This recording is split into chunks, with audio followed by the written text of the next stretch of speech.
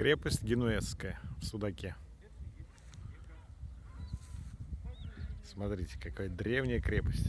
Построена в 1240 году итальянцами.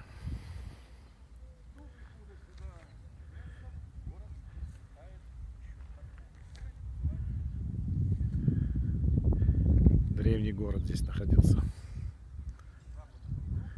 Вот гора Чертов палец. А вот гора Чубчик. Вот он, обалденный вид с горы на весь Судак. Смотрите, какая красотища вообще.